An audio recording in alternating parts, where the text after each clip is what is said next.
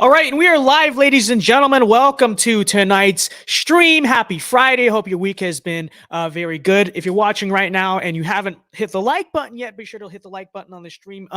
So tonight's show, as usual, we're doing the weekly Friday show. People keep making fun of me because they're like, Lionel's earlier, he's making fun of me because the show is like technically still in pilot mode. The show is still in pilot mode because we don't have the new intro made yet. That's the truthful reason. And then I do want to like stream it to other platforms and stuff like that too. But hopefully this will be the last week of pilot mode of the show. But anyways, ladies and gentlemen, on tonight's show, we have three major stories we want to talk about, and we'll lead with this story right here, which is the fact that a panel has now voted that the Confederate Soldiers Memorial at Arlington National Cemetery. Okay, so right, the cemetery our country has to commemorate, dead war veterans. That's where we bury veterans and stuff. They're saying that the Confederate monument there needs to be taken down. We'll be discussing that. We'll be using that to discuss a bigger picture of like how we should really interpret the Civil War as a part of our history and why, frankly, part of the reason conservatives lose cultural ground on this issue so much is because we don't really speak about this honestly in a way that I think is correct. And then secondly, we'll be discussing the move by Governor Ron DeSantis to bus a bus of 50 migrants, 50 illegal immigrants to Martha's Vineyard.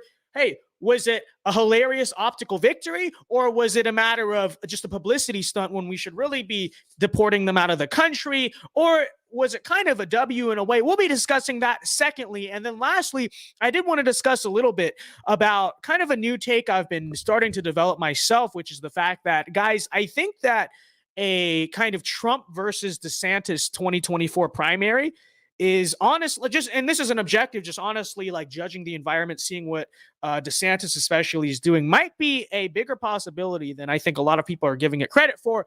With that said, what does it mean? And what's the situation there? We'll be discussing that. But first, ladies and gentlemen, we of course start with the topic I said we would start with, which is this story. So anyways, reading right here, it says Confederate memorial at Arlington National Cemetery should be dismantled. The commission presented its final report now on Confederate honoring military bases, i.e. Fort Hood, and assets that should be renamed. So take a look at this, guys. This is, again, Arlington National Cemetery, okay? The basic premise that you're now being told is, at first it was like, well, they shouldn't, like Robert E. Lee shouldn't be on statues in like the public square in this memorialized, honored way. And that was their first argument, right? Their argument became, and we kind of would push back and say, well, what are you doing to the history here? Which I'm going to actually explain what's wrong with that argument in a second. But the conservative response, right, was, well, what about the history, blah, blah, blah, this and that. Well, to that they said, well, then shouldn't it be in a museum? Why shouldn't it be at like a big town square in the middle of something? That's where you memorialize people, etc. Why not put it in a museum? Well, Arlington National Cemetery is not exactly a museum, but it is a location analogous to that, is it not? Well, now they're saying, of course, that Confederate monuments and memorials to dead fallen soldiers, right? The fallen soldiers of the Confederacy at our nation's national cemetery, they're now saying that should be dismantled. And they're now saying with the military bases especially, this refers to the fact that following the Civil War and, in the early 1900s and stuff like that, many U.S. military bases were named after Confederate icons and soldiers and generals as a move of reconciliation. Right. That was the argument was, hey, we want to reconcile North and South. This divide is still here 70 years later. Let's bridge this gap by kind of honoring the Confederacy as yet still another valid part of the American story. But of course, what you see now and what you've seen for years, it coming to its logical conclusion ultimately is an attempt to totally erase all Confederate memory from the U.S. consciousness, all positive Confederate memory, I should say, right?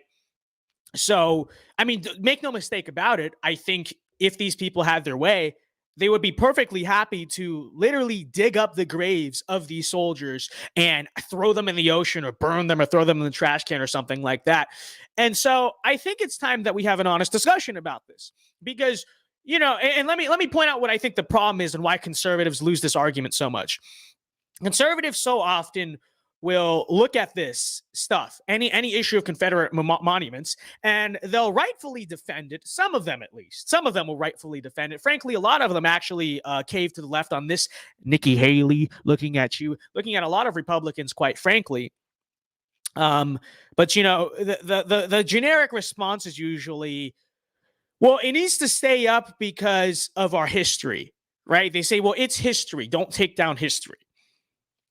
When it comes to Confederate monuments, especially, okay, and maybe that argument honestly could work with like Arlington National Cemetery, but I think it's important to point out that the reason it's gotten to Arlington National Cemetery is because it started with Robert E. Lee in the town square and all that stuff, right? So going all the way back to that argument, let me tell you what I think the flaw is. To other conservatives, what the flaw is with that argument.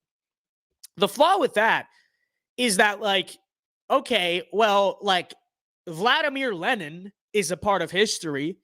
The 9/11 terrorists are a part of history. Yet you would never build a monument to them.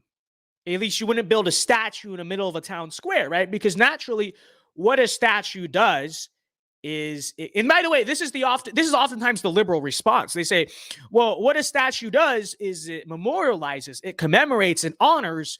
If the Confederacy is this great, huge, evil part of our history, that they were literally like Nazis and they were the objectively evil, need to be desecrated and forgotten at all costs and demonized at all costs, then what exactly is the argument, the moral argument for leaving up or building statues to Robert E. Lee, to Confederate generals, to the Confederates in general? Okay. Now the issue arises when conservatives will basically toe the exact party line, the mainstream liberal party line, on the issue of the Civil War. In fact, they will essentially try to twist it, right? Because the common thing is what? Not only was the Confederate, so they'll agree with the liberals that the Confederacy was the most evil thing ever. The Civil War in itself was only a fight to free slaves, nothing else, right? The whole thing was one big moral crusade against slavery. No more nuance to it than that. No more complexity to that. It really was that simple. It was this black and white, no moral grays, right? It was this black and white, good versus evil battle of slaves versus no slaves, and the abolitionists heroes, right, charged down south and freed all the slaves at the hands of this great guy, Abraham Lincoln. The only difference between the liberal and conservative mainstream argument about that stuff nowadays is that the conservatives say, actually, Abraham Lincoln was the Republican. We were Abraham Lincoln, right? We're the ones who freed the slaves. Totally lost in translation there is any degree of an acceptance of perhaps maybe nuance to the Civil War. And that's why the mainstream conservative argument, essentially, to keep these statues up, I mean, frankly, it totally falls apart, right? Is the stream lagging? And it's stream lagging for anyone? Hopefully it's fine. Hopefully it's anyways, let me know. But okay, getting back to this discussion, hopefully the stream is doing fine. Getting back to this discussion here. That's exactly why the conservative argument falls apart, because on one hand, they totally agree with the mainstream consensus. Confederacy was like the most evil thing to ever exist. Union was 100% virtuous and moral and correct. Confederacy was 100% unvirtuous and immoral and incorrect. That's the whole narrative. But then conservatives simultaneously turn around and say, but these Confederate statues need to be protected because history. Well, you see where that argument falls apart, right? Because we don't build statues to, evil men of history, right? For the most part, or at least people we view to be evil men of history, right? Fill in the blanks, maybe some evil men who you would not defend the statue building of. In fact, you would look at it as disgusting, right? Like, what would you do, right? Because just look at this for instance, right? To the conservatives who don't really get this, what would you do if your like libtard city government said they were going to build a statue in the middle of the town square of Karl Marx, of Che Guevara, of Mao Zedong, of Joseph Stalin, of Vladimir Lenin, right? You would say, no, we should not be building statues in the town squares of those people because they were evil. They were blots on our history. We should not be honoring them, commemorating them. Well, you see how the left and liberals say the same thing about the Confederacy. Understand that. And so if you're going to defend a statue of Robert E. Lee, a Confederate monument, whatever it is, you're going to have to argue with something a little bit more than simply saying, but history, right? Because these types of statues, these types of memorials, these types of monuments are not just built to remember history. A statue of a person, naturally, most of the time, is built to honor or commemorate that person in some way. Which gets to the core of the argument, the truth about the Civil War, like I said in the title, which gets to the core of the argument. And frankly, the argument that conservatives have to begin to accept about U.S. history for a number of reasons that we'll get into, which is that the Civil War, properly understood, was a lot more complicated than, old Abe Lincoln and that narrative you're taught in school it really makes it out to be. Right. And so fundamentally, I think whatever side you take, really, in the war, there's some people who say the Confederacy was more justified. There's some conservatives who say that. Some conservatives, like Russell Kirk, for instance, we read that once on stream, actually argue that like Lincoln and the Union were the more conservative side. The way I honestly see it, and the way I think it's properly understood to be seen, is at its core, not a moral crusade of good versus evil, rather a complicated and bloody and 100% frankly tragic brother war between Americans, right? And it's important to see it that way, a brother war between Americans, American versus American, and it frankly should not be seen as this great victorious moral victory, right? Which is the way it's taught in school. Old Abe Lincoln freed the slaves. It was the greatest thing ever. That's just not how we ought to be viewing the Civil War. In no instance where hundreds of thousands of Americans are killing each other, brutally fighting each other, brutalized, in no instance, and especially not the instance of real history, should that whole thing be seen as this just great victory. It's a great tragedy. Okay, it's a great tragedy, and it should be seen as a great tragedy that hundreds of thousands of brothers were essentially forced to kill each other for reasons we could debate, for reasons I think frankly are complicated and nuanced, and there's perspective on it, and it's not this one big, well, the South wanted to keep slavery, North wanted not to keep slavery, they went to war. I think it's a lot more complicated than that. But fundamentally, we must be able to reach this conclusion. The Civil War was a brother war. Which is to say what? Which is to say that the Confederates and the Confederacy is part of the American story too. It is just as much a part of our American story and our American heritage as was the Union. Okay? And to people who may say, well, no, they were just these traitors. They were just this or that. Let me ask you this question then.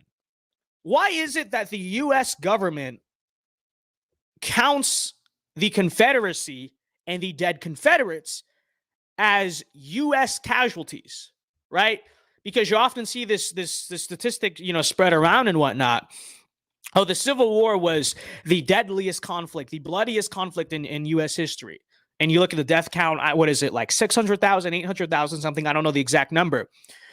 And you might say, well, how is that higher than World War II? It's higher than World War II because the U.S. government counts Confederate casualties as part of American casualties. What is the admission there? The admission there is the admission that actually the Confederates were Americans too, right? It was the American Civil War, not the war of Northern aggression or Northern conquest. The way our government views it is the American Civil War. Hence, Confederates, because they're counted as a part of U.S. casualties, were a part of the American war. They were Americans too, right? Only with this kind of narrative on it, which is that it's a complicated, tragic, not any degree of victorious, a complicated, tragic brother war between Americans, only with that narrative can we now get to why Confederate statues should remain, right? They should remain for the same reason Union statues should remain, because the Confederacy is a real and a valid, frankly, part of the American story. The Civil War was a brother war between Americans, and hence both sides, because they're still part of our heritage, still part of our story, both sides of that brother war should be honored and commemorated, right? not just put up the statue for no reason. Both sides of the war should be honored and commemorated and learned from as a part of not just American history, but the American story that we celebrate and I shouldn't say celebrate, but honor and commemorate as a part of our national legacy and our national heritage, right?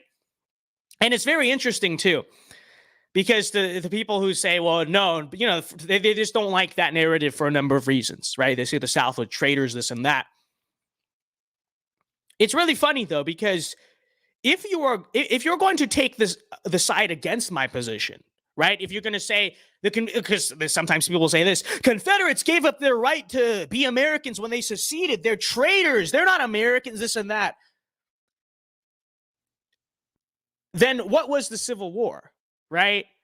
Because the official narrative of the Civil War is an American Civil War. If you're going to say that the Confederates actually were not Americans, they were not part of the American story, they were not part of the American heritage, then what are you there saying?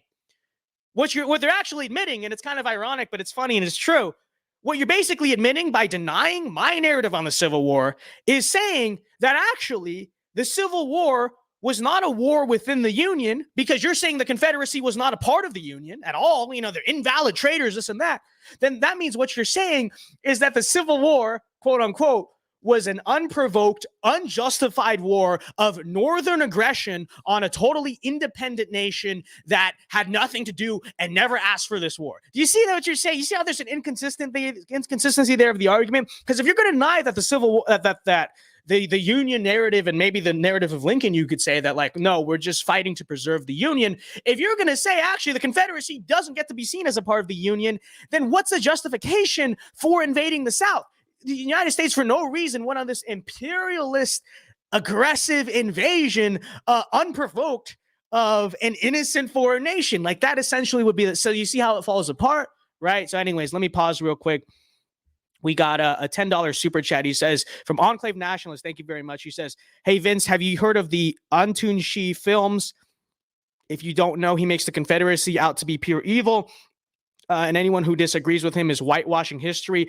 I have not heard of those films. I don't actually know what you're talking about with the films, but I mean, that's not surprising. I don't think that's just whatever this guy's films. I don't think that's just his films. I think that's the overall story of the way the Confederacy mostly is taught, right? To everyone. You know, that's the mainstream narrative. That's the way we were all taught in school, right? The Confederacy, the most evil, horrible, atrocious thing to ever exist, right?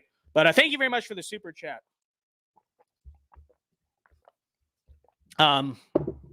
So anyways, you know, and let me say this.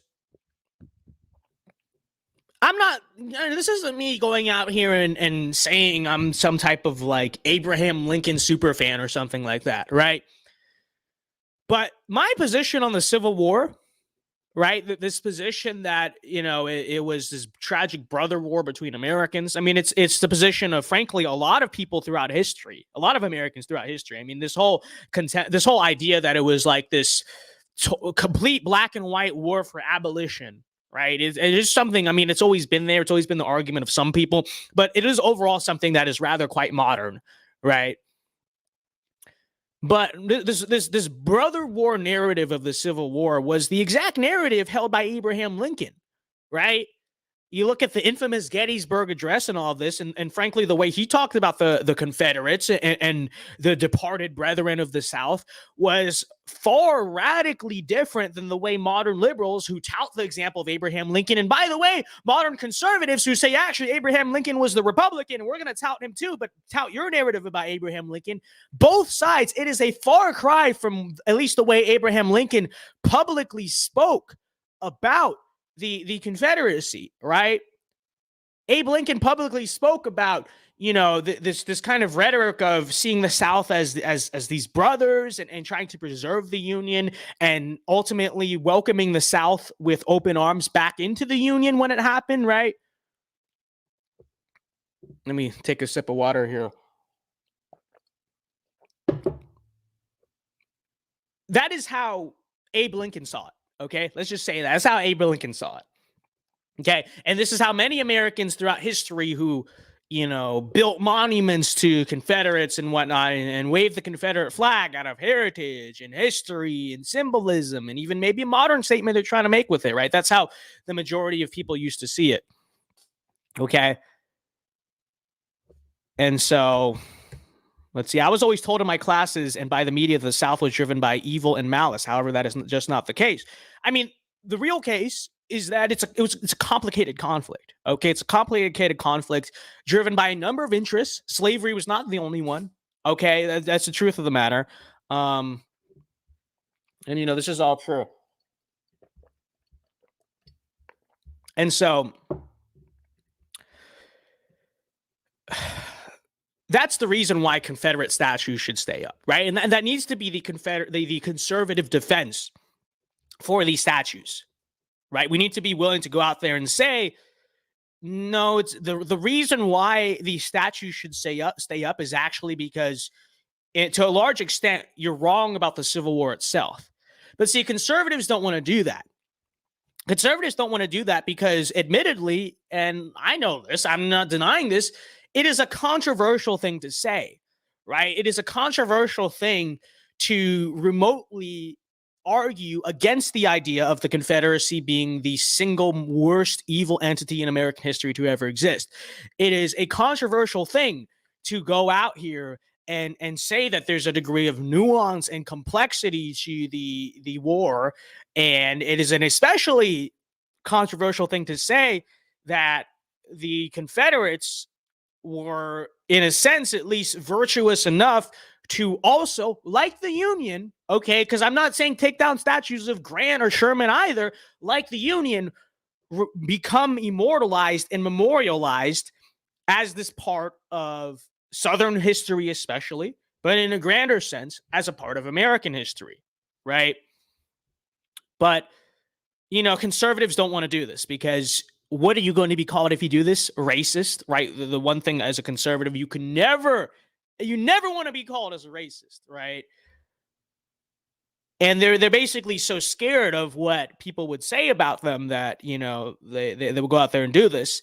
And I have to say, I do think it is out of fear. It really is out of fear. Okay. And I'm not saying I necessarily even think like this, but let's be honest, right? Let's be honest for a second. All of these like boomer Republicans, okay, especially. So let's think about like the boomer Republicans for a second. Your uncle on Facebook, et cetera, et cetera. I'm not saying this is me. I'm saying this is them. Let's be totally honest about the situation. All of them sympathize with the spirit of the Confederacy to some extent. That's the truth of the situation, okay? And I'm not racism. I'm not talking about like racism or slavery.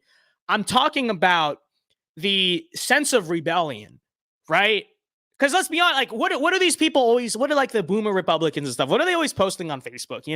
Don't tread on me, 1776, patriotism, all this stuff. Many of them talk about how they wish their Republican states would all just secede and leave the Union, national divorce, all this stuff. They're deep down, there is some degree of a natural sympathy for the idea of secession, the historical South and the Confederacy. It's there. Let's just be totally honest. It's there. And I will say this about it. I'm not saying that's how I think. Okay, I'm not saying that. But I will say that I think when you look at the current political landscape, I think fundamentally you can perfectly rationalize and perfectly understand why there's a high degree of people, especially people who live in the South and even who don't live in the South, who live in rural parts of America, feel this degree of sympathy for that. Because what are they facing, right? A federal government and a federal system and a regime who is fundamentally against them, who is trying to destroy their way of life. And, there's a large degree, frankly, of sympathy. And a lot of like older conservatives, especially, is kind of wishing of, well, I wish they just leave me alone. Or I wish, I'm not endorsing anything, but I'm just saying that there's this kind of spirit of wanting to rebel against the established order. Okay. And, I'd argue this is basically why in like rural Pennsylvania, you'll see people wave Confederate flags and stuff like that. But anyways, getting back to the point, I think every, especially older conservative who's kind of seen the American way of life degrade to an extent, there's a lot of conservatives out there that maybe they're not full like Dukes of Hazzard Confederate heads, but who do feel some degree of sympathy for that sentiment, right? For that sentiment of, just rebellion against the man, etc. The so-called lost cause. I mean, I don't like that term because that's what the enemies basically try to claim that it is or whatever.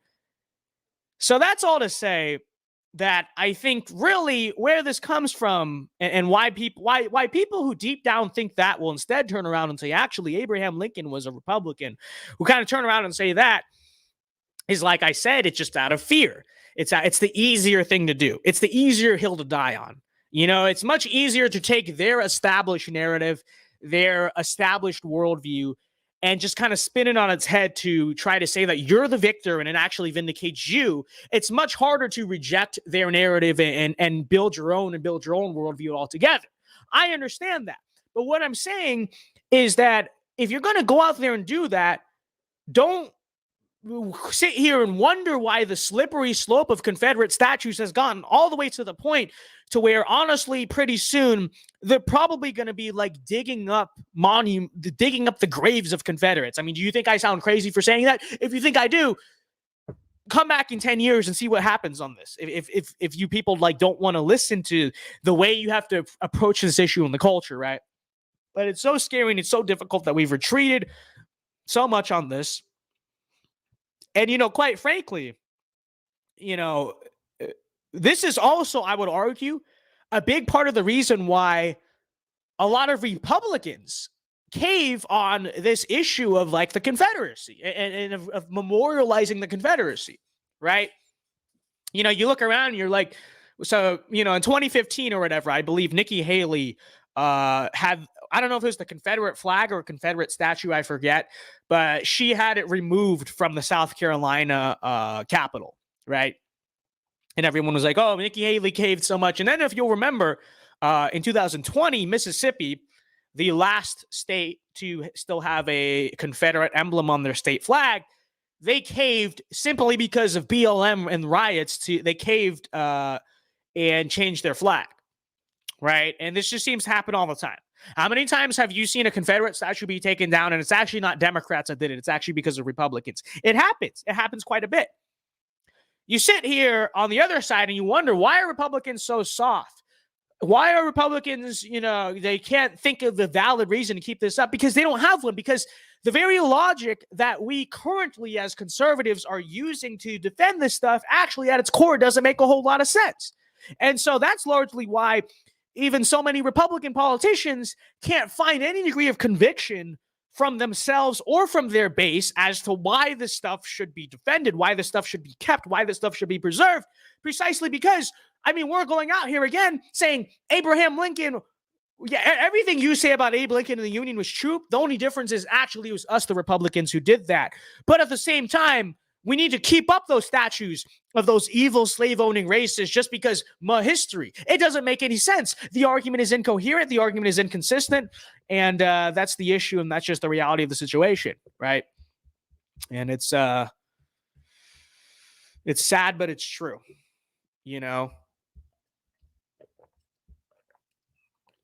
And, if by the way, let me just say this. And this is the talking point that is probably drilled home by this point. But so the conservatives who don't think that the Confederacy is the hill to die on, right? Instead, they say, because they just refuse. It's just too scary. It's too controversial. And again, to quote like Donald Trump after the whole Charlottesville thing and everything, and it's just true. I mean, who do you think's coming next? The founding fathers are next. The founding fathers are already in question, right? They're coming after Jefferson first, Washington. It won't be long before even like the non-slave owning founders are canceled. I mean, they're trying to cancel it's pretty clear where this goes, right? And the source they use to try to cancel the founding fathers is the same source they use to cancel the Confederates, which is slavery and this whole idea that because, some of these people own slaves or whatever, the entirety of this aspect of U.S. history needs to be canceled and erased and removed. The same logic is going to be applied. The same argument's going to be applied. And so that's just all to say, this is a hill that needs to be died on. This is a hill that needs to be protected. This is not something as conservatives they think it's worth to surrender, because if we can't figure out how to preserve this, how are we going to preserve the founding fathers? How are we going to preserve anything? You know what I mean?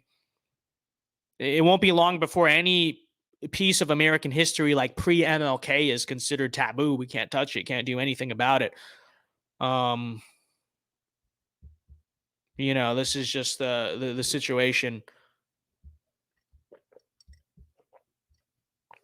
So, we got a bunch of libtard bots in chat. Very strange. What are they doing here? What are they doing here? Hold on. Let me turn on real quick. I'm gonna turn on subscribers only mode for the stream or whatever. So give me a second here. But in the meantime, tell me how your week has been, huh? How's your week been going, you guys? My week was pretty average. I don't know. It's pretty uneventful. Besides my car, okay, appreciate that. Actually, I can't do it on here. They're getting deleted. Well, I mean, that's good, but I'm gonna turn on subscribers only mode so they can't, spam so quickly. Hold on. But yeah, I mean, did want to, this is important to talk about. Okay, it really is. Because the way, I will say this too, the way they currently, there you go, members only mode. The way they currently speak about the Confederates, okay, whereas maybe the take before was reconciliation, that was Abraham Lincoln's big thing, reconciliation with the South, not destruction, erasure of the South. We have to live in the same country, etc. Whereas before, the attitude was reconciliation. What is their attitude is total erasure, right? Totally erase and demonize and vilify the Confederacy in history. Nothing nuanced or complex about any of it. Totally just take it all out, erase it all. What do you think that means for you? Let me ask, what do you think that means for you? Do you think they're going to approach, the MAGA Republicans or whatever? Okay, so you see what they do to the Confederacy, right? The history of the Confederacy, the legacy of it. There's no degree of reconciliation. Hey, North versus South, we're all brothers. All right, let's clean up the mess, unite. No. It's, we are going to demonize and destroy everything that, you've ever had, or, you know what I mean? What do you think that means for you? How they currently treat the Confederacy is how these people want to ultimately treat just regular conservatives in the grand scheme of things, right? They don't want to take a W, but then reconcile. They don't want to unite the country, like Biden or whatever. They want to utterly and completely erase you, stomp on you, crush you, and destroy you. And then they're going to write the history books to not say you were kind of just these people that lost. Not, they're not going to write. Let me just say this. They're not going to write about you like the whole Federalist, anti-Federalist divide, where it's just kind of like presenting two perspectives. Here's who ended up winning. No, they're going to write about you the way they write about, Robert E. Lee and all of them and et cetera. Okay. And so, I think that has to be taken into account. I think people should keep that in mind. So,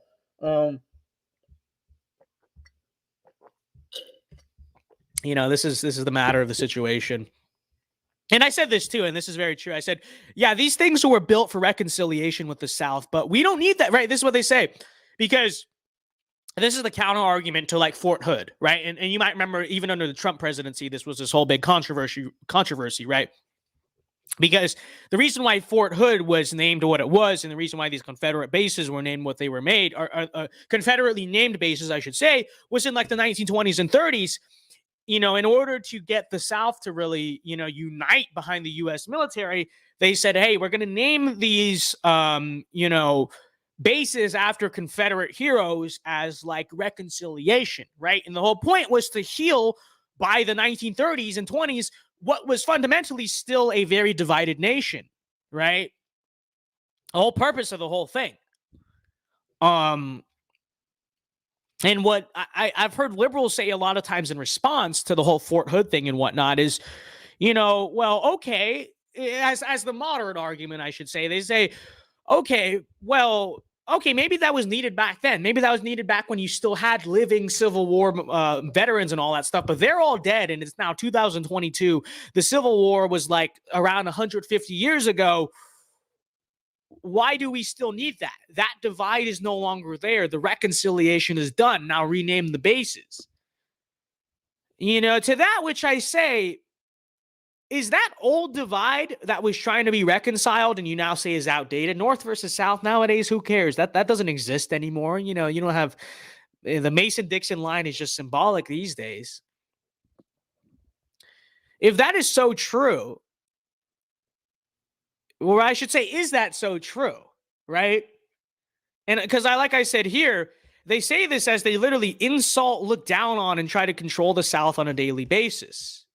Right? And I said this too. Maybe those divides really aren't as ancient as we think they are. Maybe people want these monuments, and some even wave the flag itself because the system still hates them to this day.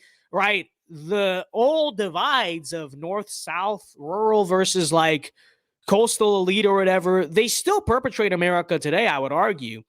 And it's very true.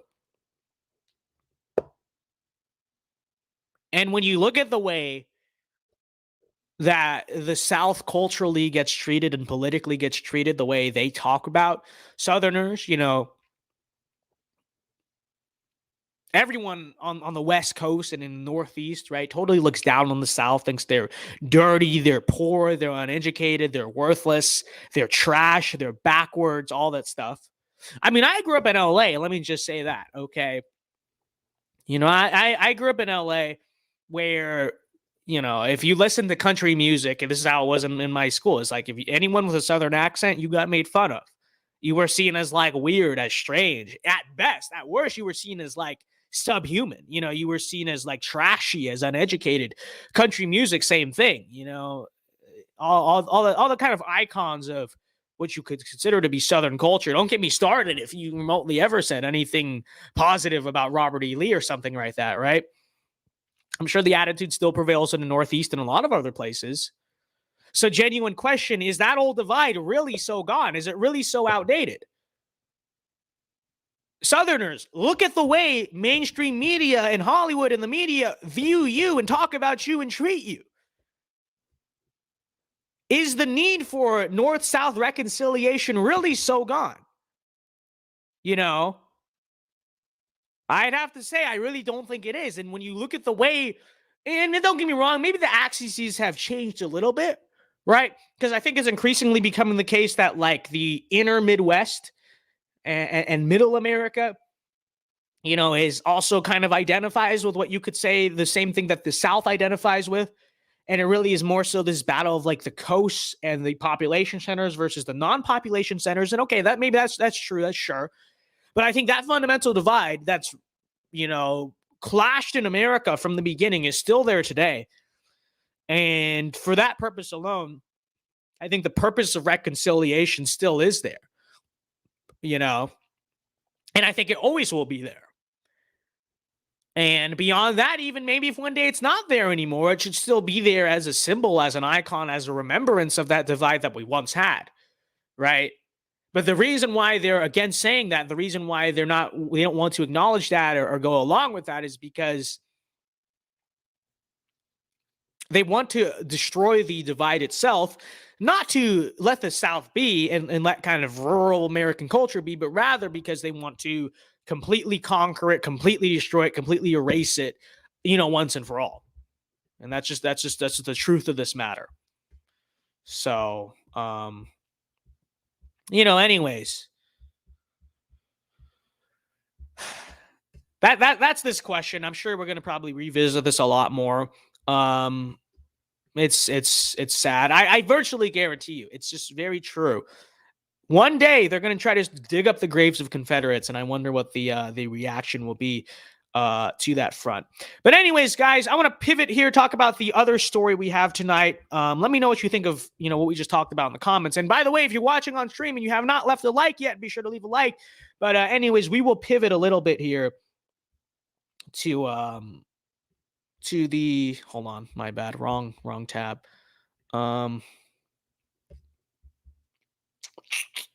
To the story I'm sure you've heard already about this week, which is the busing of 50 migrants, 50 illegal immigrants from the state of Florida, right? DeSantis bust them all the way to Martha's Vineyard. Of course, we have to talk about this. We have to discuss this. Let me start by saying this. Okay, let me preface this whole discussion by saying, because I know what people are going to say. So let me immediately first start off by saying, I agree. Okay, I agree that ideally they should simply be deported. Okay, and I've said that before, and I maintain that stance. Okay, and the ideal response to this is not to send them to another place in the United States. The ideal response is to send them out of the country, send them back where they belong, frankly, right? So let me say I agree with, because I know people are going to say that there's this kind of like hawkish attack dog mentality every time, governors do this. And I think it's justified. I think it's understandable. I agree with that. But, with that in mind, I do want to say a couple of things, which is firstly, I think it's important to point out that it is technically, and I say technically because I'm not saying it should really matter, but still, it is technically illegal for governors to do that, right? Technically, only the federal government has the authority to deport illegal immigrants, okay? Now, that's not me excusing the governors, because I think, this really comes down to a matter of, okay, but if the federal government is not doing its job, which is not, the federal government is derelict in its duty to secure the border and ensure the national security of the United States, then I think it can and should fall into the states' hands to take matters into their own hands. And frankly, I don't think that states and Republican governors should feel so guilty about that when you consider the fact that, if the federal government cares so much about this and is so mad that the states are doing this, then why don't they step in and enforce the issue at the border and close the border and secure the border, which they won't, right? So I agree with that, obviously. At the same time, I think, it's like, okay, we should also recognize that, going out there and saying that, nullifying federal law, that's something that we look at and say that's a no-brainer. But still, this is something we're like trying to still like convince and push Republican governors to do. Like, I think ultimately it's a process, and it's like, while I want them to do it, I also understand why they're just too cowardly to do it. And it's like, maybe I should temper my expectations. Maybe we should, you know what I mean? So that's kind of my take on firstly, on that front. But, I think in a way, and I will say, so with all that said, well, prefacing all of that, I think in a way, in a sense, again, not the ideal solution, but I think in a sense, what DeSantis did here in many ways was kind of an optical victory for us. Okay. And sure, it was performative. It was a stunt. But I think the reason why I look at kind of this whole situation that played out this week, and I think in a way it arguably helped us when it comes to the conversation and whatnot, which again, I know people already like, shouldn't they just be deported? Again, I agree. Yes, they should. I'm just breaking down. You know what I mean? It's like you can have, this is what ideally we want to happen. Okay, let me just say it like this. Okay, so like ideally we want solution X to happen. The opposite is letting solution Y happen. That's obviously horrible. But if we get something that is not solution X, but is in the direction of the benefit of solution X, even if it's not all the way there, we can still accept the benefit out of solution X.5 or whatever you want to call it, while still recognizing it's not the ideal solution. Okay, so let me just say that, because I know how the response always goes on this. Okay, people are just gonna like hound on me. So you're saying they shouldn't be deported? No, I'm not saying that. Okay, so I don't know how many times I have to say that, but with that out of the way, for two reasons, I think this was kind of funny, but also effective. In terms of the national conversation, is number one, I think it brought attention to the border crisis. Okay. And this is why I am more willing to give DeSantis praise for sending them to Martha's Vineyard as compared to like what Greg Abbott has been doing, which is like bus them to New York City or Chicago or LA or wherever he's been sending the migrants, right? Which is like, what happens and what's been happening when Greg Abbott has been sending these migrants to random Democrat cities, right? LA, New York, like just big places. Nobody really notices. Nobody really notices because what these migrants naturally are just going to do is get off the bus. They're going to end up settling and residing in, should we say, the lesser income neighborhoods. Okay, the lesser income neighborhoods and areas in these cities that already are full of illegal immigrants and whatnot. And in the grand scheme of things, it all kind of phases out. Nobody really notices. Nobody really bats an eye, right? Do you think your average person in Chicago is really noticing all of a sudden this new influx of illegals from Texas? They probably don't even notice. They probably don't even notice because, the parts of neighborhoods that are overrun by illegals already have been for so long. And then, outside of that, it's just a big city. It all kind of just fades, right? And so I will say, yes, what Greg Abbott has been doing is totally ineffective, right? Because not only is he sending migrants deeper into America, but at the same time, he's not, people say, oh, he's doing it to prove a point, right? But he's not actually proving the point because nobody's really even noticing that these cities have a few extra illegal immigrants. What is a few extra illegal immigrants to New York City or Chicago or LA or San Francisco? Like, what really difference is it? Not much, right? But Martha's Vineyard is a little different, okay? Martha's Vineyard is smaller. And let me just say this. There are no illegal immigrants in Martha's Vineyard, right? And obviously, as you know, it is one of, if not the wealthiest area of the United States. It's where all of our elites vacation and or live, okay? All of our political, a lot of our political elite, our financial elite, etc., a lot of them live or reside or have homes or whatever in Martha's Vineyard. The Obama family, for instance, one family that lives in Martha's Vineyard, right? And so, when there's a problem in Martha's Vineyard, as you have seen, it's going to become news. It's going to become national conversation because you don't send these buses to where all the elites live and nobody's going to make us think about it, right? Because if there's one thing, when you do something that pisses off rich people, you're going to hear about it, right? And so, as you have seen from the amount of stink this has caused and the amount of controversy this has caused, the amount of conversation this has caused, is that if the point of doing this is to prove a point and to basically start a conversation and basically to bring this issue of the border crisis into the national eye, I would say that sending them to Martha's Vineyard is far more effective than sending them into the middle of a random city or whatever. Okay. And I do think it's a good thing. And I do think it's important that this whole incident has been sparking a deeper conversation and a deeper awareness of the fact that there is a border crisis, right? Because the story at the border. We all do. I mean, we all see it on our own conservative circles and stuff like that. We know that there are literally millions of people pouring across the border. We know people call it a humanitarian crisis as if, it's the only issues the migrants themselves. No, it's a national security crisis, right? It's a sovereignty crisis is really first and foremost what it is. The amount that they're pouring over, so uncontrolled, so unchecked. We don't know where any of these people are going. Okay. A lot of conservatives, I mean, you look at your average Republican voter, they're like, yeah, I know that's going on. Biden won't secure the border. But notice how little it's being talked about. How often have Republicans really been campaigning or making a big focus on the fact that we have a wide open southern border and millions of people are pouring across through there, right? How much of an issue are Republicans drilling home on the question of the border, right? Which is an issue, by the way, immigration, an issue that is by every metric we've ever been able to see in elections and whatnot over the past decades, an issue that is incredibly important to Americans, and an issue that if Republicans, hey, we have an election coming up, exploit and discuss and use properly, can deliver them pretty big victories, i.e. 2016 Trump. And yet how much has this issue, which is very important, very serious, and, arguably, I don't have the numbers, but it's probably the worst that the border has ever been.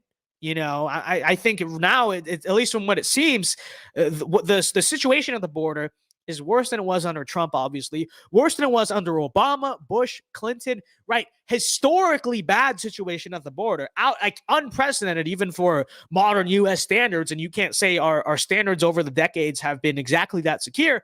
But again, really, really bad. And yet, how often is it being talked about? How often do you see the issue of immigration affect the national consciousness and the national conversation on a daily basis, despite what's currently going on right now? Rarely ever, right? And so the first and foremost reason why I say, well, I think we did honestly get some benefit out of this is the fact that what has this fundamentally done? You may disagree with the stunt or whatever. You may say, I don't like the strategy. Again, I also agree. Deport them out of America, ideally. But what this move has done is it has shifted the national conversation. And honestly, in a way, Ron DeSantis is doing a pretty big favor to all the other Republicans who are facing contentious elections and stuff. Ron DeSantis is going to be fine. But he's honestly doing a favor to the rest of the GOP by bringing this back into the national consciousness, because it's obviously an issue that Republicans can win very big off of, right? But they're not doing it for whatever reason. They're just incompetent, or maybe worse reasons than that, right? But again, now what's happening? People are talking about this. And just the fact that people see this, they watch us on TV, they remember, oh, there is this big migrant crisis I've heard on and off about. Oh, there's this like big issue of a bunch of migrants and illegals pouring over the border and overwhelmed all this stuff. So number one, again, I think even if you disagree with it, it was a good thing because it brought immigration back into the national conversation. And now it's more relevant and it's more pressing to have these conversations that are very important, need to be had about the issue of immigration itself. Okay. So that was number one.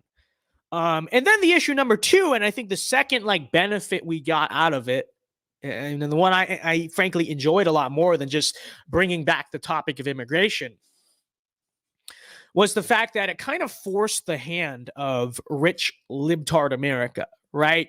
It forced the hand and kind of made the Martha's Vineyard class of liberal, and frankly, they're just robotic, idiotic NPC supporters below them, all collectively admit and acknowledge and display to the world how they really feel about the question of quote unquote diversity and immigration, right? And I think that's why I think in a way we did score something of like an optical victory out of this, because we basically shoved this whole issue of diversity being our strength, of America being a nation of immigrants. Finally, for once, these rich Northeastern liberals were confronted with it, and immediately you see them freak out, right? And so what's the conclusion from that situation, and what does that really say? Well, first of all, I don't have the video pulled up here, but if you probably remember, there is this video of the mayor of Martha's Vineyard, I believe, basically talking about how we're Martha's Vineyard. We don't have the room to house 50 illegal immigrants, 50 migrants. Keep that in mind, right? How many people did DeSantis send to Martha's Vineyard? 50 people. And it sparked this huge, humanitarian crisis in Martha's Vineyard. They didn't have anywhere to put these people, no storage for them, no resources for them, right? So I think conclusion, first and foremost, is really a conclusion of just immigration and numbers, and can America fit this and afford this? If Martha's Vineyard cannot deal with an influx of 50, not 500, not 5,000, 50 illegal immigrants, then maybe we ought to start having a conversation about whether or not 70 plus million, right? Since 1965, the population growth from just immigration alone in America has been 70 million. If Martha's Vineyard can't handle 50 people, maybe 70 million people into the United States of America since 1965, maybe that's not such a good idea either, right? If one town can't handle 50, how do you expect America to handle 70 million? It's ludicrous. It's preposterous, right? But finally, maybe you see the elites have to confront that a little bit more. And really what it is I think the rest of the nation really see that and witness that happen, right? And then the follow-up question isn't just about immigration, but it's about the concept of diversity, right? We know the story with these Northeastern liberals. What's the sign that they always have? Oh, in this house, we believe that no human being is illegal. Diversity is our strength. Love is love, all this stuff, right? It's like, okay, if diversity is such a strength, or if our elites really buy the fact that diversity is our strength, and again, America's a nation of immigrants, explain this situation. Okay, explain this right here. You look at this video right here. This is 24 hours. 24 hours after the migrants, again, our strength, right? America's built by immigrants, as you know. It's a nation of immigrants. No human being is illegal, and diversity is our strength. Well, just 24 hours after these migrants arrive at Martha's Vineyard, they're already being removed, okay? They already sent them to Cape Cod military base or whatever, you know what I mean? And it's like, if our elites, the people who feeding you these narratives, if they really believe what they're telling you, which is diversity is our strength, then why is this the reaction? Why is the reaction so adverse to quote unquote diversity? That's fundamentally what this is. Okay. Hey, rich neighborhood of a bunch of white Northeastern liberals, you're getting exactly what you asked for. A busload of poor, uneducated Hispanic people from Central America. Exactly what you claim. Again, these human beings are not illegal. Diversity is our strength. Nation of immigrants. These people are just as American as you and I. And not only that, again, it's not that diversity is neutral. They say diversity is our strength. Diversity makes our country stronger. Then why was it not with open arms that you were welcoming all these people from Central America to strengthen their community, right? If diversity is a strength, shouldn't these people have been making Martha's Vineyard better? Well, sadly, they never got the chance to do so, because as soon as they arrived, quietly, the libtards of Martha's Vineyard were immediately like, get out, get out, get out. You know what I mean? So, diversity is the border state's strength. Yeah, no, exactly. I mean, that's so really, it gets down to this issue. You say, this usually gets classified as liberal hypocrisy, which is, often I think overused and abused and all this stuff. But I think in a sense it does apply here. I wouldn't call it hypocrisy. I would more so say, just check out how they really feel about it, right? Because they tell you that diversity is our strength. Diversity is making your country better. Hey, look, no one here speaks English, but your food is better. And these people are, introducing all these new perspectives and whatnot to your area. Therefore, diversity is our strength. Don't look at, the fact that nobody can speak English. Ignore the crime rate. Ignore the economic prospects being hurt. None of that stuff, right? No, remember, diversity is your strength. Yet America's elite, as evidenced by Martha's Vineyard, refuse to congregate, or actually I should say they choose to congregate in the least diverse neighborhoods in America. And they're the least diverse among all lines, right? They're the least economically diverse, culturally diverse, racially and ethnically diverse. All like they, you know what I mean? You will never find a more homogenous part of America than Martha's Vineyard, than New England. So these people stay in their little bubble. Okay, they congregate there, but they shout down from their ivory tower from the rest of America. What? Diversity is your strength. You are a nation of immigrants. It's making you better, blah, blah, blah, this and that. Notice how they really feel about it, right? And actually, here's a great example of it, by the way. You look at this.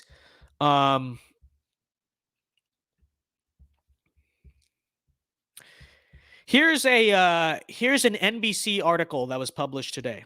Okay. By the way, they deleted this tweet. Okay. They deleted this tweet because they were so ashamed of it. But people got the receipts. Okay. And so check this out. Article from NBC. It says, this is an opinion article from NBC Latino. Okay. It says Florida Governor Ron DeSantis sending asylum seekers to Martha's Vineyard. Is that what they are? They're asylum seekers. They're not migrants, not illegal immigrants, foreign invaders. No, okay, asylum seekers. All right, fine. Innocent asylum seekers. I thought you guys were so compassionate. Why don't you let them in your communities and your homes? But anyways, continuing, I'm getting distracted. To Martha's Vineyard. is like me taking my trash out and just driving to different areas where I live and just throwing my trash there. A founding member of a foundation which helps refugees says. Oh, that's interesting, isn't it? That's interesting. So apparently, Ron DeSantis sending refugees, I'm not going to call them that, fake refugees. What are the refugees from? I mean, they might be claiming that status. You know what they are. They're illegal immigrants, okay? But anyways, whatever you want to call them, I'm going to call them illegals because that's what they are, okay? Saying this openly, NBC Latino, a founding member of some libtard foundation which helps refugees, they're saying sending your migrants, your illegals to other states is like taking your trash and dumping it in other states. What are you saying about these so-called refugees and asylum seekers? Okay. I thought these people were just as American as you and I. I thought these people were our strength, right? Diversity is our strength. I thought these people were our strength.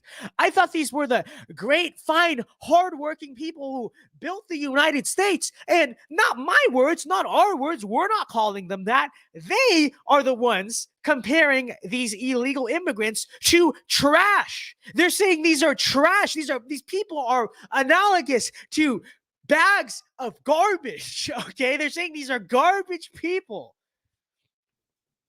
Well, then let's just analyze the situation there. This is the great, because again, it's like, I thought these people, all they do is help. All they do is help. They start businesses, they buy homes, they start families, they contribute to American society, they pay taxes, all that stuff, right? That's what we're told about them. Again, diversity is our strength. These people are a strength. These people are the backbone of America. That's what they tell us. I don't know. That's what they tell us, right? Secretly, what are they really saying? It's more. So with that said, why should these people be a liability on Martha's Vineyard if they're our strength? Wouldn't these people add to the rich culture and heritage of Martha's Vineyard? Wouldn't they make it better? Wouldn't they make it cleaner? Wouldn't they work hard and contribute and make it a more economically rich place and all that stuff? No. Again, what are they saying? They're saying they are trash. These people are garbage. They are analogous to trash. They are waste. Okay, well, again, I'm not saying that. I'm not the one saying that about them. Let me make that clear. They're the ones saying that. Okay.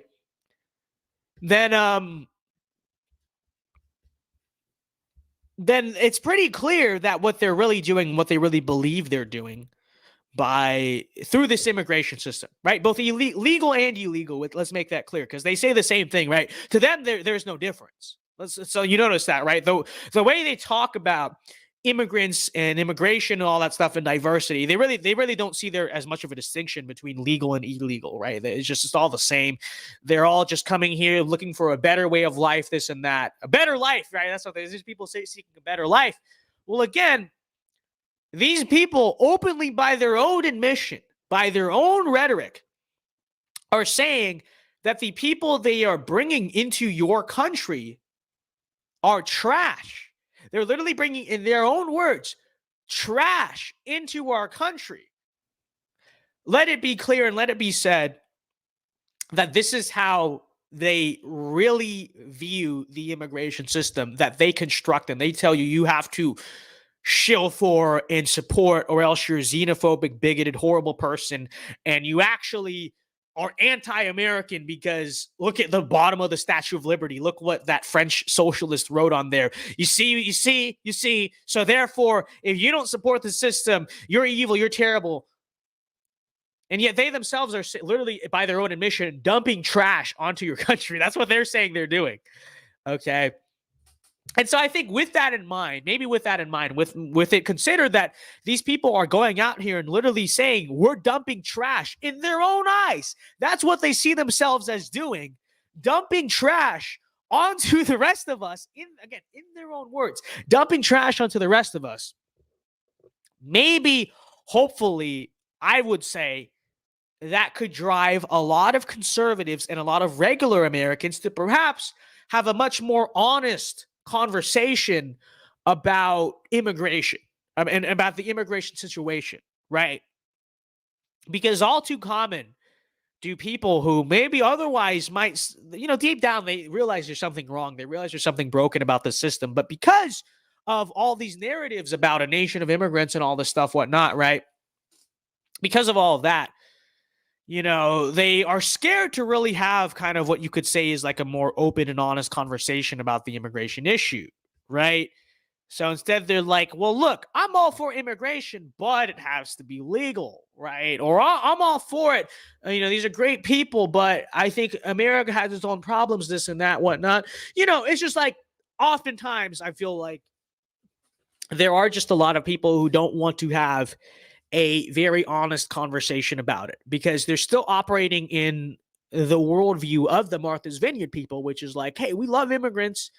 At all costs, by the way. We love immigrants at all costs. We don't just love them as human beings. We love them so much we're willing to hand out our country to an unlimited number of them and all this stuff, right? This mentality they have, okay? And they do so, much like the issue we talked about earlier, they do so because what are they fundamentally? They are scared. They are scared to kind of stand up, will you say, to the mainstream narrative on immigration because if you do that, you're xenophobic, this and that. Well, here you go. Here you go. They're out here saying, they're out here admitting that there's nothing virtuous to their own system. They're out here saying what they're literally doing is dumping trash, in their own words, dumping trash onto your country.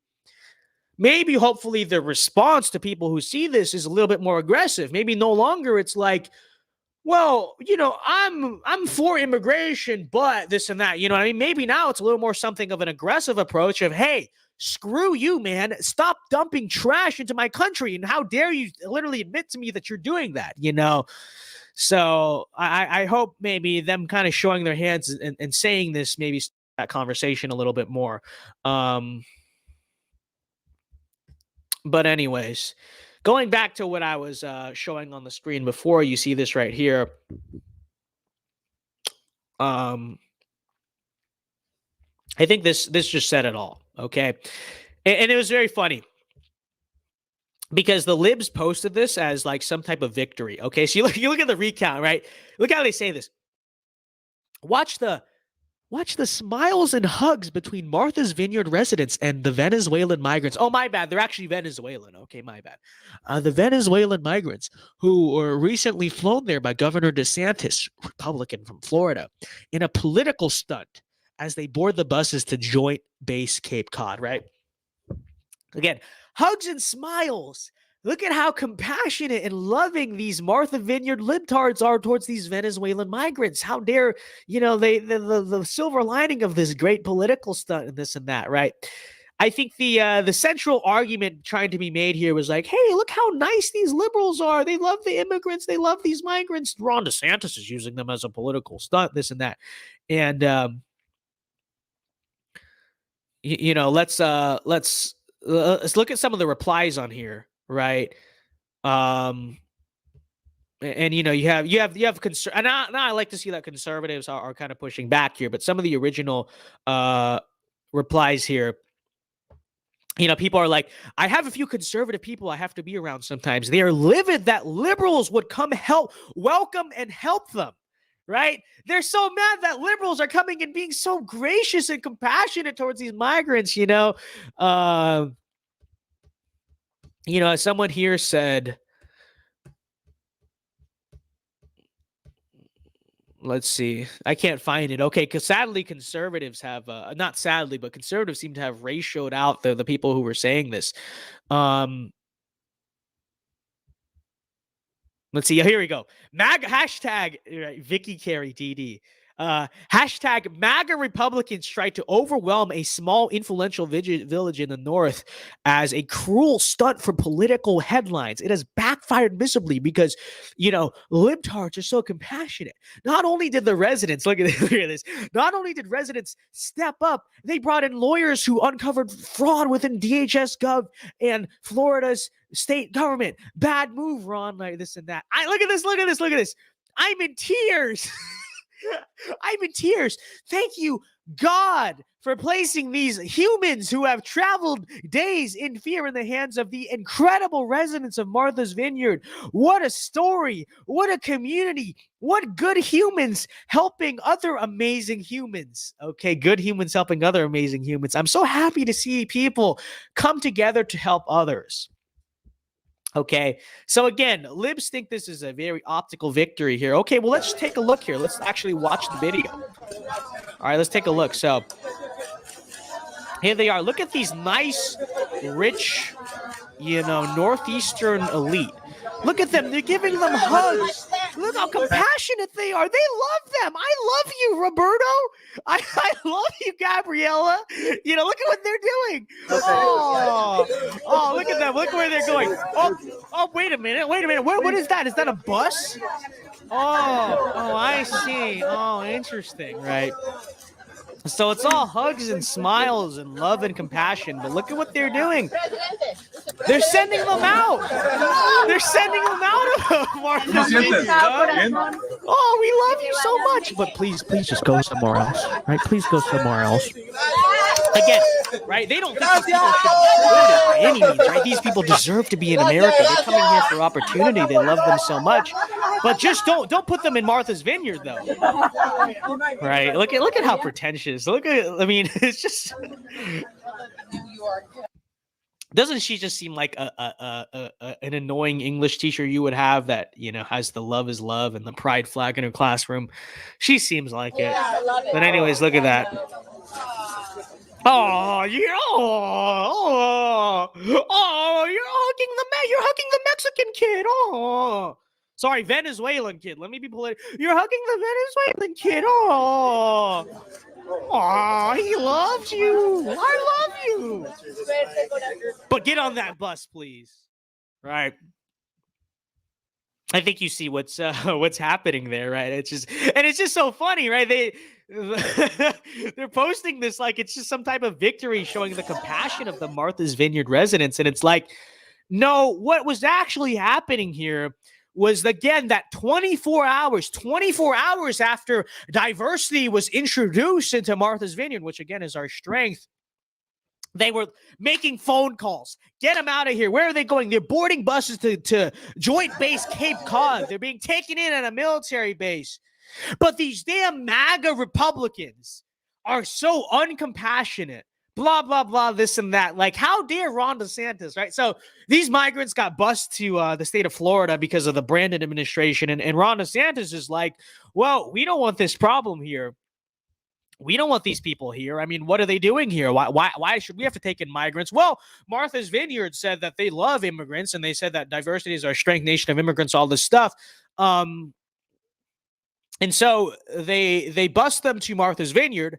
Martha's Vineyard, even quicker, is like, get this out of here. Get this in, to quote the NBC article, get this trash, quote unquote, out of my community. Get this diversity out of my community.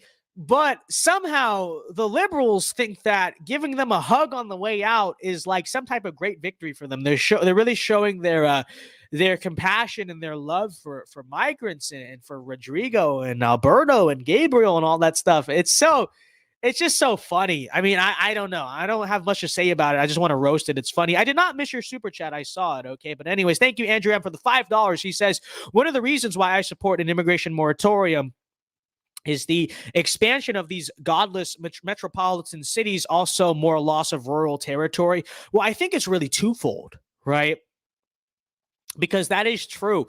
A lot of these new immigrants, legal and illegal, they go to the cities. But I think it should also be discussed the impact, at least in America. I don't know what the situation is in Canada, but it also is having a big impact on rural America as well, right?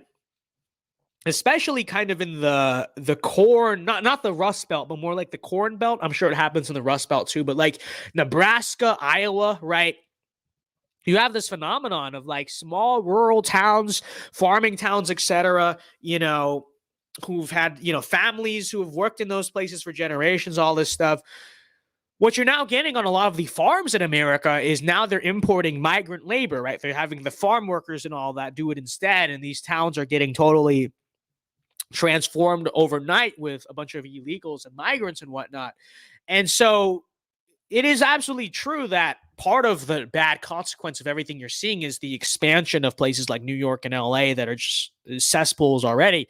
But also in America, at least, it's not really an issue that rural America is isolated or insulated from. Arguably, it's actually worse for them, right? It's actually worse for them. Nebraska, Iowa, big places where that is happening. I'm sure that's happening really everywhere, but I just know those two in particular. But it's so true. But thank you very much for the 5. Thank you to our favorite Canadian, Andrew M. We love Andrew M. We love all of our members.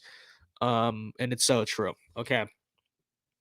But anyways, getting back to this situation, it's so funny. Is it not so funny?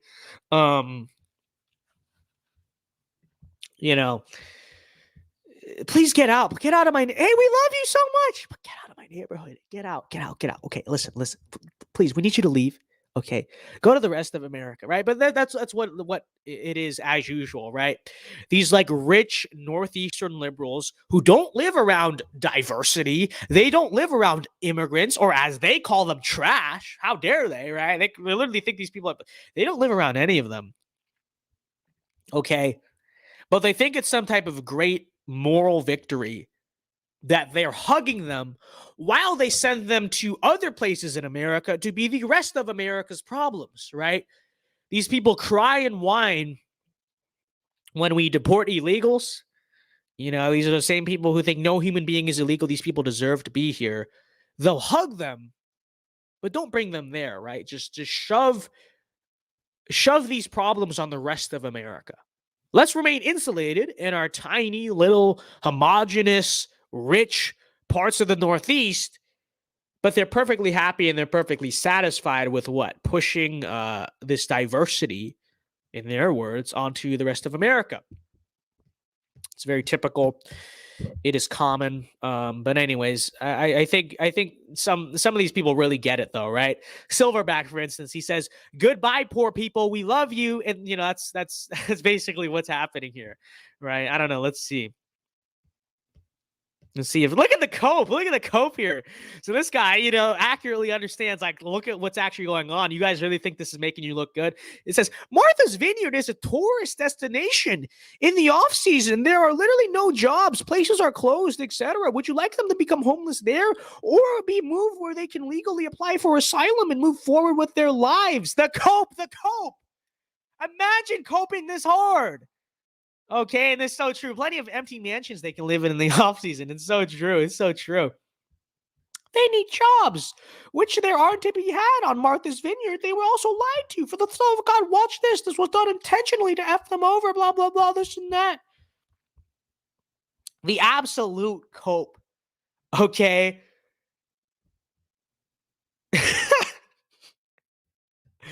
No, what you're really doing is you're pushing these people and their problems on the rest of America. Okay? You're projecting so hard. It's so true. Yeah, many such cases. How can anyone cope this hard? It's just so, we make fun of, and we talk about like neoconservatives a lot on the stream. I know a lot of our content is geared at kind of pushing back on like establishment conservatism, the never Trumpers and all that stuff. But comments like this really make me remember just how dumb liberals are and how just heads up their rear ends this is. I mean, how can anyone really cope this hard? It's hilarious. It's frankly funny.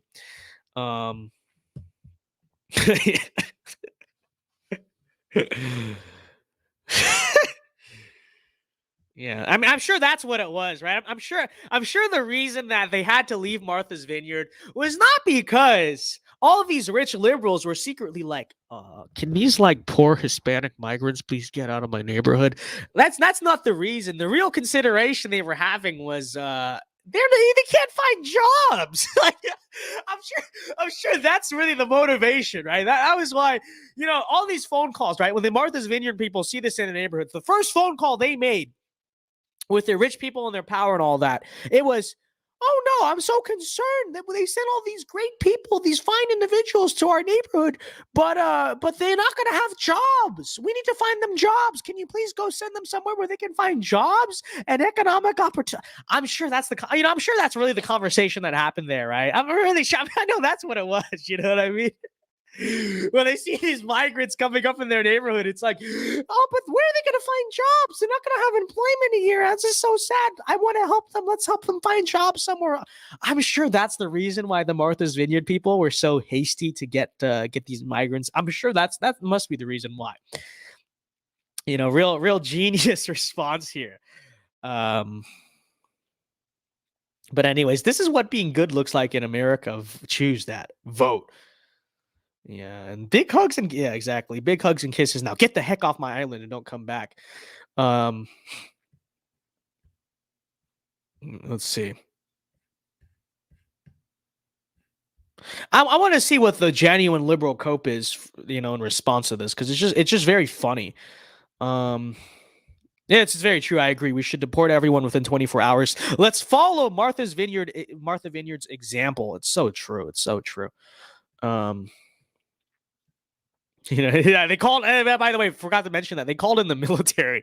Okay, Martha's Vineyard called in the military to remove these fine individuals. Again, our strength, the strength of our communities from their communities. Very, very strange.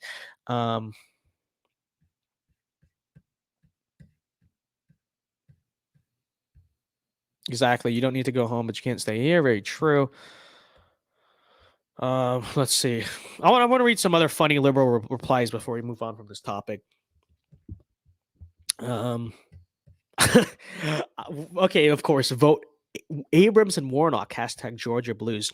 I think it's safe to say these folks will always have family on the island now. Oh, I'm sure that's what it was, family. They have family, because I'm sure, right? Because what do you do with family? You welcome them in for dinner every Thanksgiving, right? You welcome them into your home. Maybe they don't live with you. Okay, let's take the argument out for you. Hey, maybe they don't live with you, but you're always welcome here.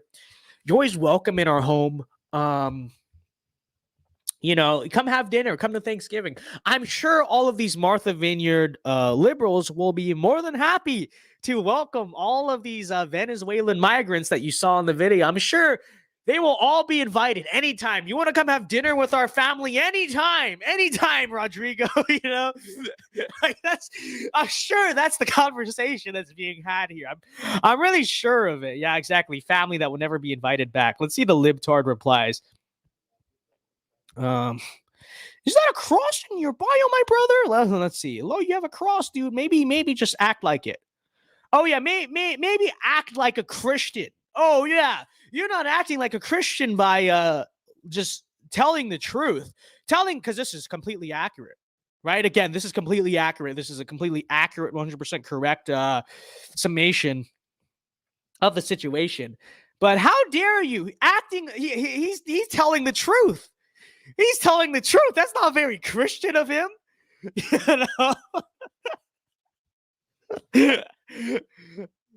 Flo, you have a cross in your bio. Maybe just act like it. From a guy who I virtually guarantee you is an atheist. But anyways, that cross has been permanently sullied by these people. When I see it now, I see pure bigotry. Yeah, this is real bigotry, right? All he said was family that you're never going to invite back. I hope you're happy with your negative outlook on humanity. Oh, let's see it then. I don't know. Let's put it to the test. Let's make I will make a $10,000 cash bet that the Martha Vineyard libtards will not be inviting these Venezuelan migrants into their homes for dinner anytime they want, anytime soon. Okay? It's just very true. It's very true. That's what you would do. Don't project your vacant soul onto. I'm sure it's projection. Yeah, that's what he's doing. That's what he's doing. Okay. These replies, they hurt my brain. They really, and I think they really put into perspective. We complain a lot about. Let me zoom in a little bit. Actually, I don't know if you guys have been able to see this that well, but we complain a lot about the state of conservatives in America. But that's brotherly love, right? We're just trying to help each other I think reading stuff like this really makes you remember what what we're really up against, quite frankly. Mark Galen or Gallons, thank you for the 2. He says, did you see Alex Stein heckling Rhinoclops? I saw that happened. I didn't watch the video, which we can watch the video after, we talk about this stuff if you guys want. But thank you for the 2. You know what? I felt the same way about the last church I attended. And you know what else? I was right. At least these people actually tried to be the hands and feet that didn't bring their own effing videographers. Go figure, huh? Did you hide your racism before Trump and made it acceptable? These people are coping so hard. The other state of like liberals in America, it's just, I don't know. Like people like this make me want to just like shill for the GOP so hard. Like, yes, I will vote red, I'll vote Republican, blah blah. Like I will do that. I will do that. I will shill so hard. You don't tempt me. Don't tempt me. I'm usually such a critic of the Republican Party. I'm like, they hate America firsters. They hate Trump. They're so insufficient. I don't know. Seeing stuff like this makes me really want to totally get behind the Republicans no matter what. It's very true. It's just the perspective here is funny. He thought they would be cast out. Oh my gosh, this is the best response of them all. He thought they would be cast out. Again, in reply to this video. He thought they would be cast out. Instead, they were welcomed and cared for by the good Americans of Martha's Vineyard. Oh, really? Is that what that was? Were they being welcomed and cared for and not being cast out? What is that?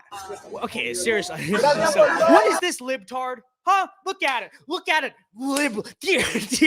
Dear liberal. What is that? What is that, libtard? That is a bus. Do you know what a bus does, libtard? It drives. It drives. He thought they would be cast out. He thought they would be cast out. Instead, they were welcomed and cared for by good Americans. This person, and I quote, left dancing crone comments as literally, migrants are boarding the buses to leave Martha's Vineyard for Joint Base Cape Cod. That's literally exactly what was happening, libtard. He thought they would be cast out. They were cast out, cared for and welcomed by good Americans. No, they weren't. They were not being welcomed by good Americans. They were literally, by definition, cast out of Martha's Vineyard within 24 hours, by the way, literally within one day. Okay? It's not like, oh, they stood here and they cared for these people for a week or several months or whatever, and eventually they had to go, but they did their duty, they did their part. 24 hours, buddy. 24 hours. That was how long it took for them to get cast out of Martha's Vineyard. But I swear, I mean, what can I say? Liberals are dumb. It's just true. Like, what can I say about it, okay? Your average Brandon voter. Real. Exactly. We love you so much. You're so welcome here. Can I get a hug? By the way, your bus is here. It's real. These libs have no functioning brain cells. It's like, it's just true. Like, what else is there to say about it? This just makes you want to like bash your head into disavow. Don't do that. In 36 hours. Okay, my mistake. Maybe it's 36 hours. Martha's Vineyard is an island without the resources to process, treat, or educate these people. Really? Is that the case? Because, you guys are all about like wealth redistribution, right? Eat the rich, all this stuff. Martha's Vineyard is one of the richest neighborhoods in the entire United States. It's literally where all of our elite live. You mean to tell me that these compassionate libtards can't come up with the money or the resources to process, treat, or educate these people? Really? Because you really can't even use the excuse that it was too many people. It was 50 people. 50 people. Let's see. What is the population of Martha's Vineyard? All right. Sitting population of Martha's Vineyard. Because, by the way, keep in mind, there's always tourists there. Okay. All right. The population of Martha's Vineyard, Googling right here, is 15,000 people as of 2010. Okay, so 15,000. So let's see. What is the math here? Again, how many did Ron DeSantis send? Did he send like 20,000? He sent 50 migrants to Martha's Vineyard. So 50 divided by 15,000. That is 0.3%. Okay, that is less than 1%. He said 0.3% of the sitting population of Martha's Vineyard, which even in itself, let's keep in mind, it's a tourist destination. So really the real population is probably maybe like 20,000, 30,000, right? But let's just keep 15,000. That is 0.3%. That is 0.3% of the sitting population of Martha's Vineyard. So you really can't use the excuse that it was too many people. He said 50 people in a town of 15,000. Okay, so it's not a matter of too many people. But you say, we don't have the resources. You know, they don't have the resources to process, treat, or educate these people. Well, it's not because the town is too small. People keep saying that. It's a small, tiny little island. Well, sure it is, but it's 50 people. Okay? The real reason is, again, because these people don't want, quote unquote, diversity, you know, in their neighborhood or whatever, right? But you think all the money, all the wealth around Martha's Vineyard, you can't find enough money and build something that can, and I quote, process, treat, or educate these people. If let's look at it this way. If Martha's Vineyard cannot handle a 0.3% population increase, if Martha's Vineyard does not have the resources, again, wealthiest part in the country, if Martha's Vineyard does not have the resources to handle a 0.3% increase in its population due to immigration, then tell me how or why the rest of America can do that. Serious question. How much of the U.S. population growth over the past, since 1965, has been due to immigration? I don't know the number off the top of my head. Maybe someone knows. It is much more than 0.3%. Okay? I believe it's actually about 50%. Let's meet in the middle and say it's 25%. Hypothetically, I don't know. I don't know what the actual number of population growth due to immigration in America over the past few decades has been, for the record. I guarantee you it's more than 0.3%. But if the wealthiest part of America cannot handle a 0.3%, and supposedly, according to them, doesn't have the resources to handle a 0.3% increase in immigration, then how exactly is the United States as a country tailored, which, by the way, your average American, far less wealthy than the average resident of Martha's Vineyard, how is the average American expected to handle a 20% increase in their population due to immigration, or maybe probably closer to like 50% or whatever it is, you know? So it's just something to consider. If supposedly the resources are not there for a 0.3% increase in immigration in the wealthiest part of America, then maybe, I mean, in theory, what it really the conclusion should be is that, again, wealthiest part of America can't handle a 0.3% increase. That means America in general probably couldn't handle a 0.3% increase. That would mean if there is going to be any increase due to immigration, it's got to be less than 0.3%, according to them. But, you know, I don't know. Open question, just something to think about. Okay, just something to think about. Not sure. But Mark, thank you for the 5. He says, did you hear the MSNBC reporter saying that the migrants were thankful DeSantis sent them to Martha's Vineyard? She's so fired. It's real. She is so fired. She is so fired. Thank you for the 5, Mark. Appreciate the support. Appreciate all your guys' support tonight. We love it. We appreciate it. But yeah, I'm sure she is fired. I did see that, though.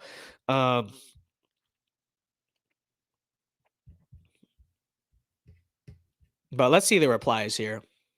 Thank you, Sam. By the way, creepy profile picture, but you know, he says most wealthy area in the entire country.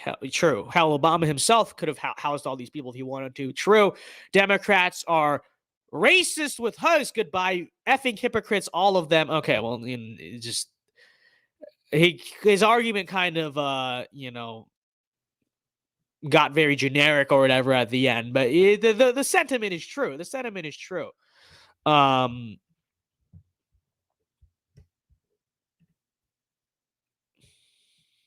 You know, it's an effing island. DeSantis had to pick up the immigrants in Texas FFS for this political stunt. Buddy, It's 0.3% of the island's population, dude. 0.3%. And supposedly, according to the other liberal earlier, supposedly is like empty for half the year because of the vacation town. So why not house them? You know what LA does? They literally, and I'm not saying this is good, but liberal Los Angeles, to their credit on being consistent, they actually house homeless people in hotels. They pay for that. All the hotels at Martha's Vineyard, they're not going to pay to house all these 50, not thousands like in LA, 50 poor, starving Venezuelan children, right?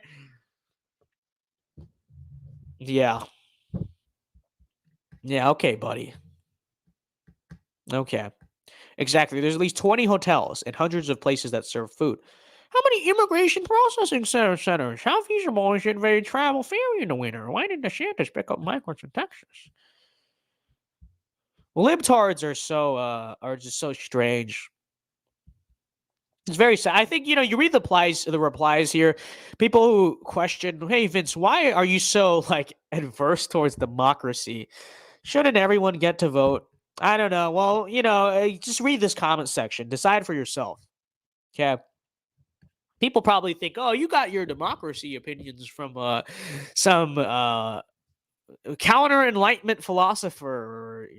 No. I mean, truthfully, I think this is the greatest case against democracy you would ever see. Okay. This is just hilarious.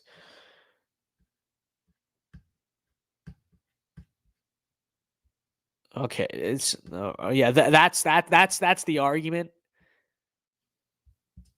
Okay, let me just stuff like this is just stupid.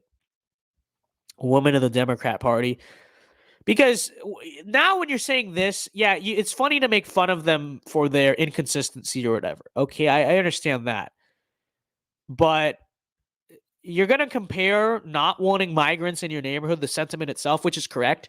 It's just correct because they have natural human instincts. But now you're going to compare them to the KKK and say that's evil. It's no, it's actually a good thing to not want this stuff in your neighborhoods. Just the issue is, that they're trying to push them into your neighborhoods while not wanting them in their own, right? But anyways, check this out. I think this is the mayor of Martha's Vineyard or whatever. We'll listen and turn on the sound. So, what are the most difficult challenges? The difficult challenges are we have, at some point in time, they have to move from here to somewhere else, right? We cannot. 24 hours, by the way. That was the point in time they moved. It's 24 hours. Just pointing that out. It wasn't like we tried to help them for as long as possible, but they can't stay here forever. 24 hours, guys. One of the richest places in America, plenty of money floating around. They're so compassionate. Why don't they house them in the hotels? That's what other liberal cities do with the homeless people. So again, what's the difference? You guys support that in LA, right? So why not Martha's Vineyard house the migrants? They're not even homeless. They're just migrants. Of course, as I'm told, these are future Elon Musks. This is future Elon Musk and doctors and scientists and engineers, and you can't house them in your many hotels for more than 24 hours with all your money and whatnot. We don't have the services. You don't have the services. You don't have the services to deal with 50 people. This is a tourist destination. Again, let's reiterate, 0.3% of the population, right? It's not like he just sent 10,000 people to Martha's Vineyard and was like, hey, figure this out. 50 people. That is, I don't know how many tourists that Martha's Vineyard gets on your average weekend. I have to assume it's much more than 50 people. Okay, 50 people is nothing. It is insignificant. Okay? You can find plenty of room for 0.3% of your population, 50 people. Especially for a tourist place, right? So this is a tourist place, so there's plenty of resorts and hotels and Airbnbs and all these places that are designed to accommodate thousands and thousands of tourists every year, but you don't have the resources, you don't have the spaces and the services to accommodate them.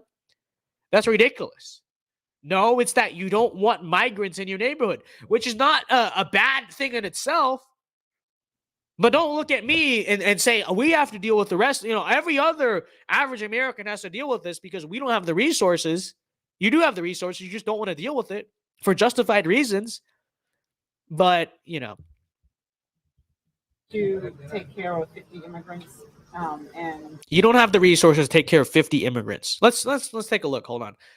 How many tourists does Martha's Vineyard get each year?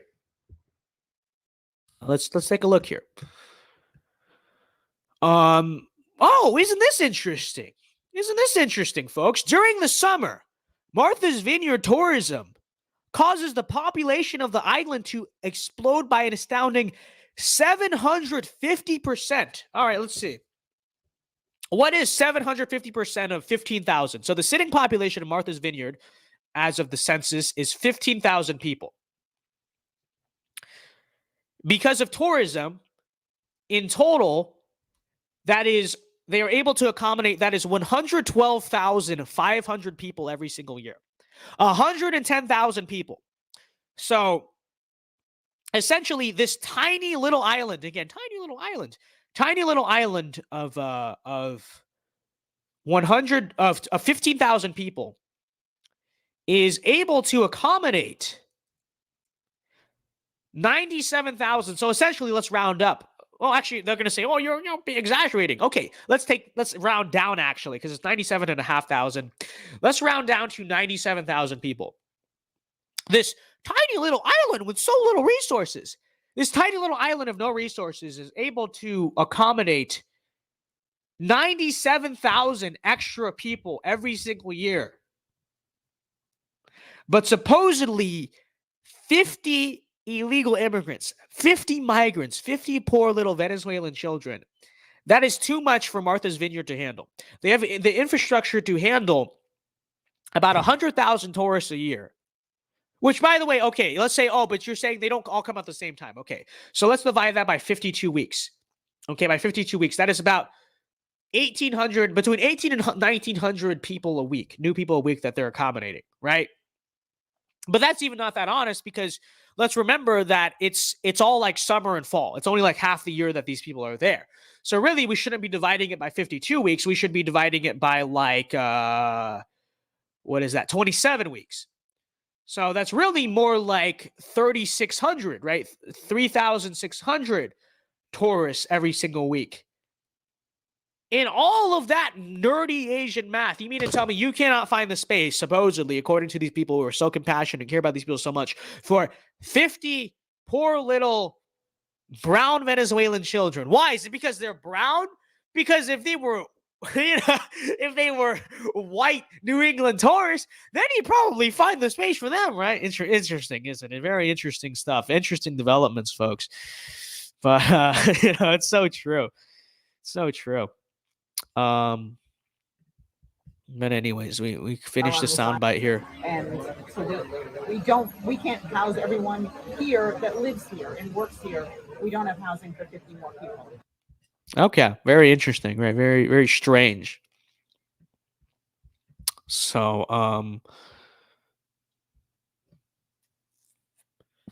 right, exactly. Just because they can accommodate 97,000 doesn't mean they can accommodate 97,050, right? It's so true. So true. That's 2 classrooms. Correct. You're actually correct in that, but and there's the Martha's Vineyard debacle, folks. Let me go through my own Twitter timeline to see if I had anything else I wanted to say, because sometimes I do forget. And yeah. All right. Well, here's the Martha's Vineyard thing. The difficult challenges are, again, very interesting that just the actual attitude toward diversity of these New Englanders. It's like, you really wish, and I guess it's kind of what just happened, but not just Martha's Vineyard, New England in general, it is the least diverse, whitest, most homogenous part of the entire country. And yet, coincidentally, it is one of the most liberal parts of the entire country, right? These people don't have to live around diversity. They don't have to live around immigrants. They don't have to live around anything. But they go out here and they support all that stuff, And it's like, I'm not a supporter in any way of like just purposely trying to make any part of the country worse. But to a certain extent, you really have to wonder, like, if New England had to deal with the same issues, we'll say, that like other parts of the country had to deal with, you wonder if it would vote so liberal, if it'd be so full of like just snobby, annoying white liberals, right? Or you wonder, or maybe they'd be a little bit more conscious of, what the rest of the country is trying to tell them. I don't know, just a thought. So, maybe I'm not saying let in new immigrants or whatever for the purpose of that, but maybe there needs to be some type of relocation project with the people who are already here, the people who are already overrunning New York and LA and, basically every city and even like rural Nebraska and all that stuff. And maybe we should kind of relocate them all to New England, because if they love diversity so much and they say we're so racist for, thinking this isn't an ideal situation for a lot of people, maybe it is a good thing. Maybe it is a good thing that we bus all these people to New England and I mean, ideally we deport them, right? But I don't know. There needs to be something done to awake the consciousness of these people. Because to keep this in mind too, the Northeast, the wealthy Northeast, I mean, they control a lot of the power in this country, the cultural power, political power, financial power, all that stuff, right? And these are the people who control it. These are the people who have the money and the power to influence, the rest of the country. Northeast is a very influential part, especially in politics and government, especially. I should hone in on that. So maybe, it would be worthwhile to make these people basically confront the reality of what they are trying to get politicians and stuff to support and voting for and whatnot. I don't know. Just a thought. I don't really know.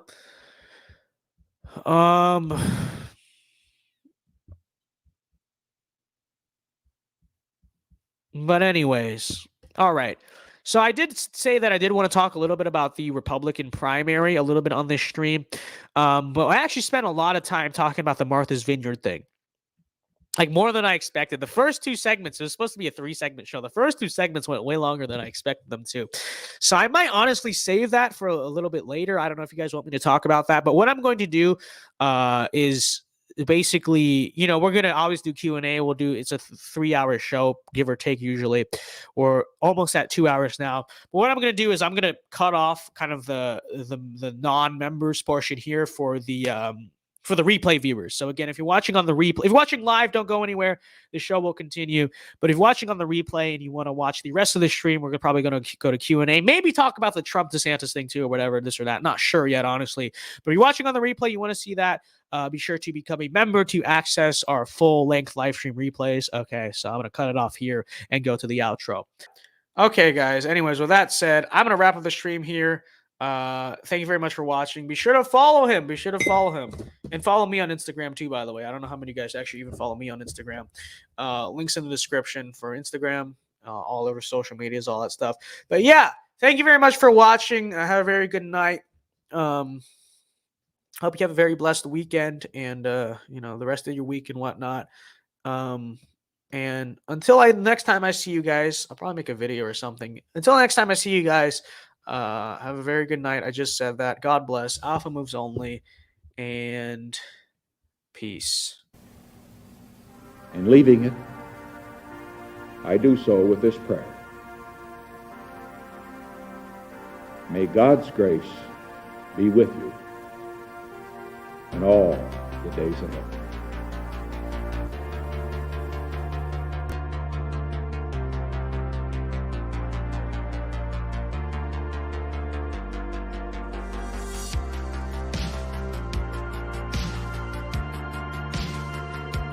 And it's easy to be discouraged right now, but it won't defeat God's church. Be encouraged. There are thousands of prophets who have not bowed the knee to Baal. And be encouraged.